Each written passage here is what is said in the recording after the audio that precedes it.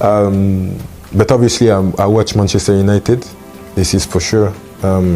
This is a club. I still have a teammate, my old teammate there. So I like to watch the games.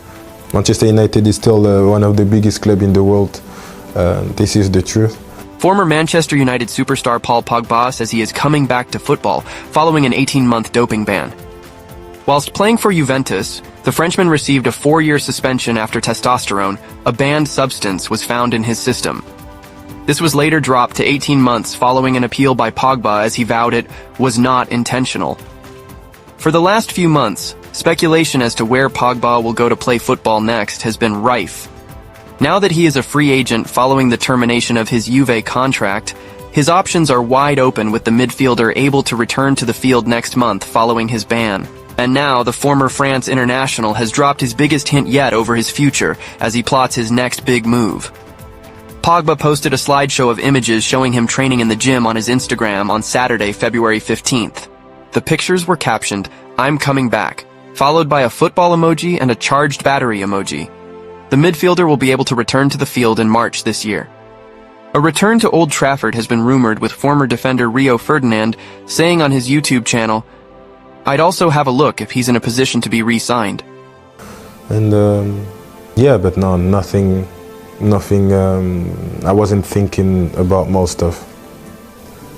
What do you think about what's happening at United at the moment when you watch them? What I'm thinking about some of their fans at the moment right now, the fans are suffering. They do suffer. What do they want? What do they want? They want to get back to what United were like when you first arrived at Old Trafford. And what do they expect? They expect, at the moment, What do they expect? They don't expect very much. The question is right in front of you. You're asking me. I'm never gonna go and destroy the club that I played with. Okay, this is not me. I respect all the players that they are there. I think they are doing their best, and I think there is talented players. I think there's a lot of media on Manchester United, you know, and I just think they need time, truly talking, and you need to talk about the club on top, and let the time that United needs to get back. Like the example, I would say Arsenal. Arsenal had a long time to get back to the top, and right now they are, let's say, dominating the league with Man City and Liverpool. You know, it's a big club. It's Manchester United. I believe that they will come back at the top one day, and reality is not to. Well, right now they are not at the top, so reality is not today.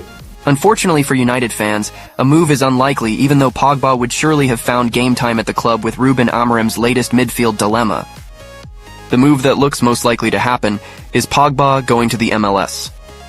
Latest reports from Fichajes claim that the Frenchman is in advanced talks with Charlotte FC, the club where he could link up with another former United star in Wilfried Zaha. In other transfer news, Manchester United want to sign Lille attacking duo Jonathan David and Angel Gomez next summer. While things are not going according to plan for Ruben Amorim's Manchester United in the ongoing campaign, they have already started planning for next season, and that is what they have to do under the circumstances. They will look to make significant changes to their squad in the summer, but they will have to be quite smart with their choices, as they do not have the best financial situation. According to a report from Fichajes, the Red Devils are interested in signing 2 Lille players, Jonathan David and Angel Gomez, who will both be available on a free transfer as their contracts at the French club are running out. United would ideally like to sanction the departure of quite a few of their first-team stars. Those departures could certainly help them raise significant funds, which could then be used to reinforce their squad. As far as the attack is concerned, Marcus Rashford, Antony, and Jadon Sancho could all leave the club permanently. But since all 3 of them are on lofty wages, a permanent move away is not really a certainty, even though parties would prefer that. As a result, United are preparing for a situation where they could strengthen their squad without a major outlay. The Red Devils are looking at the free agent market for opportunities to bolster their ranks, and they have certainly found players who could perfectly fit into Amorim's system. They are interested in signing David and Gomez, who will both be free agents at the end of the campaign. The Canadian striker and the English attacking midfielder are both ready to take the next step in their career. They do not intend on continuing at the French club, and there is no shortage of interest in them. While United already have Rasmus Højlund and Joshua Zirkzee in their squad, Amorim wants a proven goal scorer, and David's record suggests he could help their cause. Multiple top clubs want to sign the 25-year-old, and the Manchester-based club are working hard to ensure they can beat the competition to his signature. Apart from securing his signing on a free transfer, United are also looking to bring their academy graduate Gomez back to the club. While he prefers playing as a number 10, the 24-year-old can feature in any role, which can certainly help Amorim's cause. He knows how things work at Old Trafford and won't take any time to adjust to life at the club. Both David and Gomez represent great opportunities in the market, and it will be interesting to see if United can get a deal over the line for these two. Talking about the attacking problem, Manchester United could have solved this problem position for a bargain price last year. United had a golden opportunity to solve their goal-scoring woes by signing red-hot Stuttgart striker Serhou Guirassy in January 2024. The French Guinean star was in the middle of a record season that finished with 30 goals in as many games, after which it was too late for United to change their minds. Borussia Dortmund emerged as the club willing to pay Guirassy's £14.5 million release clause and have since reaped the rewards. On the same day that United's forwards continued to falter in front of goal against Everton at Goodison Park, the 28-year-old netted 4 times in a 6-0 win against Union Berlin. He has now totaled 23 goals and 6 assists in 31 games since joining Dortmund from their Bundesliga rivals in the summer. United's top goal scorer this season, Bruno Fernandes, hasn't achieved half that tally.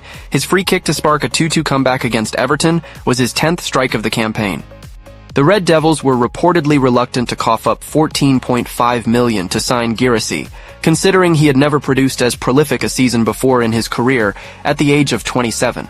However, he scored 14 times in 29 outings in the previous season. Months before snubbing the towering frontman, United sanctioned a £72 million deal for a striker who had 16 in 42 matches in the same campaign. Rasmus Højlund was painted as a long-term investment and scored 16 goals across all competitions in his first season at Old Trafford.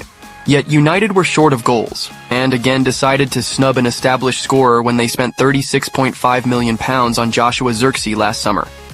4 years younger than Guirassy was, sure, but he also managed 12 strikes and 37 appearances for Bologna across the previous year and cost more than twice as much. Højlund hasn't scored in 15 games. Zirkzee has 2 in his last 19. Alejandro Garnacho is enduring a 19-game drought. Ahmad, closest to Fernandes with 9 goals, is unlikely to play again this term. It is no surprise that only 4 teams have scored fewer than United's measly total of 30 goals in 26 Premier League games this season. Ruben Amorim's side haven't scored a first-half league goal for 11 games, a run stretching back to December 7th. Their blank before the break at Goodison Park was their 20th in 26 league fixtures this season. This summer, United are once again expected to delve into the striker market in search of a player capable of regularly putting the ball in the net. But it could have been one less problem position to address if the club didn't ignore a bargain deal for one of Europe's most goal-thirsty stars last year. Hopefully this time United will look for an established goal scorer if we are to make progress in getting back to a top 4 team. What do you think?